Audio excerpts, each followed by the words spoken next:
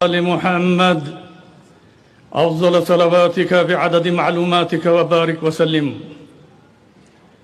پھر تصور شہنشاہ کونین کا دل میں میرے بسد احترام آ گیا۔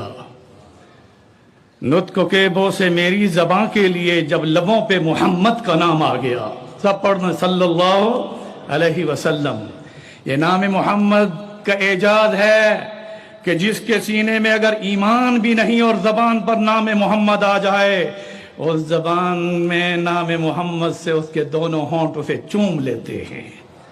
نطق کے بو سے میری زبان کے لیے جب لبوں پہ محمد کا نام آ گیا، لائے تشریف جو سرور انبیاء، آئے جو ہی صحابہ کی محفل میں وہ، سارے اہل نظر تب یہ کہنے لگے لو ستاروں میں مائے تمام آ گیا۔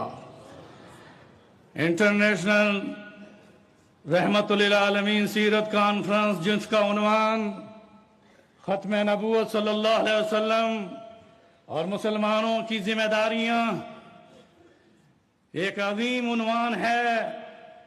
علامہ اقبال اس کے بارے میں فرما گئے، وہ دانائے سبل ختم الرسول مولائے کل، جس نے غبار راہ کو بخشا فروغ وادی سینہ۔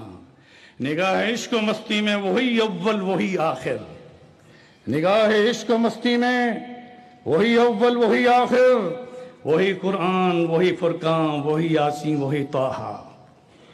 صاحب صدر فضیلت الشیخ حضرت مولانا ڈاکٹر نور الحق قادری صاحب دامت برکاتہم عالیہ، وفاقی وزیر مذہبی امور اور دیگر سٹیج پر مہمانان گرامی، سینیٹرز، پارلیمنٹ کے ممبران، علماء، مشائخ عظام اور پھر ہر طبقے سے تعلق رکھنے والے، اس کانفرنس میں شرکت کرنے والوں کو میں سب سے پہلے رسول اللہ کا یہ پیغام دینا چاہتا ہوں۔ فرما گئے ختم الرسول کے تاجدار، فرما گئے ختم نبوت کے تاجدار، تا حشر میرے بعد نبوت نہ آئے گی۔ قرآن ہے وہ کتاب، ہدایت ہے جس کے پاس، کوئی نایا قرآن اور نئی کتاب نہ آئے گی۔ برادران محترم، میں مدینہ منورہ میں مقیم ہوں اور انٹرنیشنل ختم نبوت مومنٹ ورلڈ کا سیکرٹری جنرل ہونے کی حیثیت سے وزارت مذہبی امور کا مشکور ہوں کہ انہوں نے اس موضوع کی مناسبت سے مجھے اسٹیج پر آپ سے مخاطب ہونے کا موقع دیا، اور میں ان کی وزارت مذہبی امور کا نیشنل علماء مشائخ کونسل کا ممبر بھی ہوں۔ اس موقع پر ڈاکٹر نور الحق قادری صاحب، جو روحانی اور اپنے علمی شخصیت کے مالک بھی ہیں اور اس منصب پر بڑے خوبصورت نظر آتے ہیں، میں آپ تمام اس کانفرنس بنا کر پیش کیا گیا اور ریاست پاکستان کے پارلیمنٹ کو، سپریم کورٹ کو اور تمام پاکستان کے اداروں کو میں مبارکباد دیتا ہوں کہ جو فیصلے ریاست مدینہ میں رسول اللہ نے فرمائے اس کو آپ نے اپنے آئین اور دستور کا حصہ بنایا۔ سوال ہوتا ہے کہ 100 آیات پر ختم نبوت کے دلائل، 200 احادیث پر مبنی، میں زیادہ تشریح میں نہیں جانا چاہتا۔ میں نے لندن کی انٹرنیشنل ختم نبوت کانفرنس میں یہ بات رکھی تھی تو کسی نے مجھے ایک رکا بھیجا کہ ختم نبوت پر کیا رسول اکرم صلی اللہ علیہ وسلم کا عدالتی فیصلہ ہے؟ آؤ میں آپ کو ریاست مدینہ اور ریاست پاکستان دونوں کے ساتھ بتاؤں گا۔ ریاست مدینہ میں جب رسول اکرم صلی اللہ علیہ وسلم کو یہ خبر پہنچی کہ یمن میں ایک شخص اسود انسی ہے جس نے نبوت کا دعویٰ کیا ہے، تو میں اس انٹرنیشنل سیرت کانفرنس میں آپ کو رسول اللہ کی عدالت نبوی کا فیصلہ سناتا ہوں۔ آپ نے فرمایا کہ میرے بعد اس نے جو نبوت کا دعویٰ کیا ہے، اس کا سر اس کے تن سے جدا کر دیا جائے۔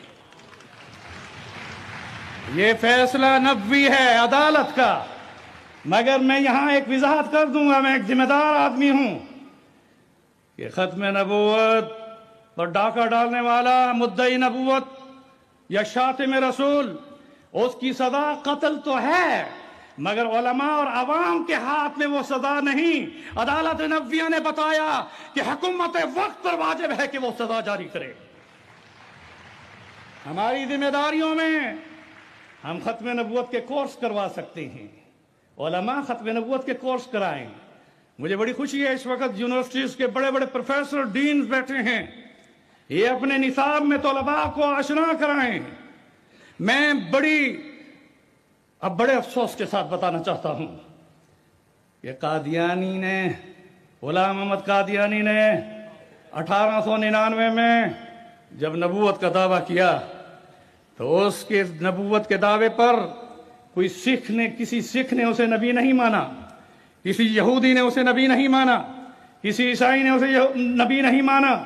وہ پنجاب کا رہنے والا، ضلع گرداسپور، تحصیل پٹالہ، موضع قادیان کا وہ شخص جو سیالکوٹ اور لاہور میں بھی رہا۔ مگر افسوس، ختم نبوت میں ہماری کیا ذمہ داری ہونی چاہیے؟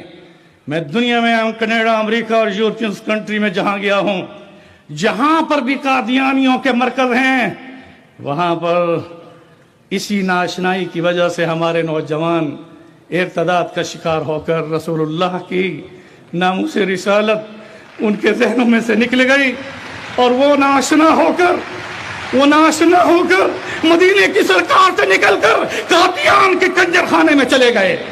میں بتاؤں گا کہ عدالتی فیصلہ یہ حکومت وقت پر واجب ہے، اس لیے میں اس موقع پر ایک اور بھی دلیل دوں۔ جب مسیلمہ کذاب نے نبوت کا دعویٰ کیا تھا تو رسول اللہ صلی اللہ علیہ وسلم کی حیات طیبہ میں کیا تھا، اور آپ نے فرمایا تھا اِنَّهُ سَيَكُونَ فِي أُمَّتِي 30 كَذَّابُونَ دَجَّالُونَ، میرے بعد 30 کذاب دجال آئیں گے، مگر اسود انسی ہو یا مسیلمہ کذاب ہو۔ رسول اللہ کی حیات طیبہ میں ان لوگوں نے نبوت کا دعویٰ کیا۔ اب یہاں پر بھی میں اس موقع پر بڑا خوبصورت جملہ دینا چاہتا ہوں، اور وہ یہ ہے کہ کسی صحابی نے یا کسی شخص نے قانون کو اپنے ہاتھ میں لے کر اس کو کیفر کردار تک نہیں پہنچایا، بلکہ اس وقت کی خلافت خلیفہ اول، خلیفۃ الرسول حضرت ابو بکر صدیق رضی اللہ تعالی عنہ نے اس فریضے کو سر انجام دے کر یہ ثابت کیا۔ وزیر اعظم عمران خان صاحب، آپ مبارکباد کے مستحق ہیں کہ اسلامی ریاست مدینہ کو فالو کر رہے ہیں، اور مدینہ کی ریاست میں خلافت کا پہلا اجماع اس پر ہوا کہ جس نے نبوت کا دعویٰ کیا اس کے لیے مدینہ سے لشکر گیا۔ اس کے لیے کہاں سے لشکر گیا؟ آپ تاریخ کو نہیں جھٹلا سکتے۔ رسول اکرم صلی اللہ علیہ وسلم کے بعد مسیلمہ کذاب کی سرکوبی کے لیے جو لشکر بھیجا گیا، اس میں بدری صحابہ بھی تھے، احد کے غازی بھی تھے، 25 غزوات والے غازی بھی تھے، اور پھر اسلام کی تاریخ میں حضور کے 23 سالہ بعثت میں یہ جملہ دے کر میں ختم کروں گا۔ آپ کی بعثت کے 23 سال میں اسلام کے احیاء اور دفاع میں صحابہ کرام نے جو قربانیاں دیں اور ان میں شہادت جو حاصل کی، اس کی تعداد 259 شہداء کی ہے۔ مگر خلافت صدیقی میں جب ذات نبوت کا معاملہ آیا تو وہ صحابہ کرام جو مدینہ کی اسلامی ریاست سے نکلے، وزیر اعظم صاحب آپ اسلامی ریاست مدینہ کا جب نام لیتے ہیں تو ہمارے دلوں میں آپ کے لیے دعا ہوتی ہے کہ وہ ریاست مدینہ کے فیصلے آپ جاری کر دیں۔ انہی کلمات کے ساتھ اللہ اکبر، غور سے کہو اللہ اکبر۔ میں اس موقع پر بتاؤں گا، سنو، مدینہ سے لشکر روانہ ہوا، یمامہ میں مارکا ہوا، پوری تاریخ 23 سالہ بعثت میں رسول اللہ کے ہاتھ میں جب جہاد کا جھنڈا تھا، ریاست مدینہ کی سربراہی تھی، اس میں تو 259 صحابہ کرام اسلام کے لیے شہید ہوئے، مگر ختم نبوت اور ذات نبوت پر 1200 صحابہ شہید ہوئے۔ اس موقع پر آپ کو احساس دلا رہا ہوں کہ ایک مارکہ ختم نبوت جو مسیلمہ کذاب کے خلاف لڑا گیا، اس میں مسیلمہ کذاب کو حکومت وقت کے فیصلے کے ساتھ کیفر و کردار تک پہنچانے میں 1200 صحابہ شہید ہوئے۔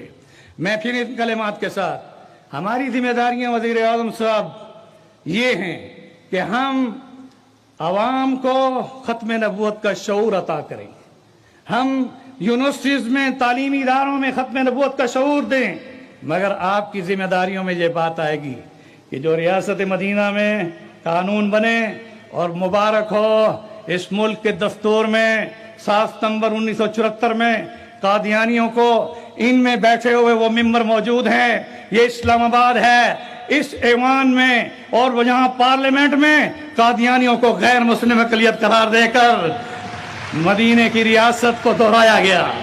اس طرح سے انہی کلمات کے ساتھ میں وزیر اعظم پاکستان سے درخواست کروں گا کہ ملک میں جو انتشار پیدا ہو رہا ہے اس میں ہمیں ضرورت ہے کہ عوام میں شعور پیدا کریں۔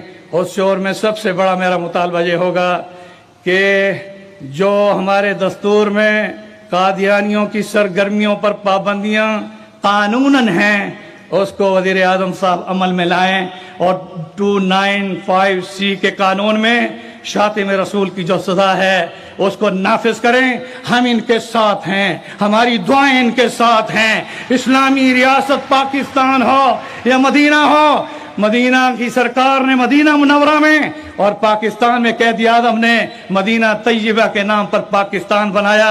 آج آپ اس کے وارث ہیں، ہم آپ کو خراج تحسین کے ساتھ اپنا تعاون دلاتے ہیں۔ وآخر دعوانا ان الحمدللہ رب العالمین۔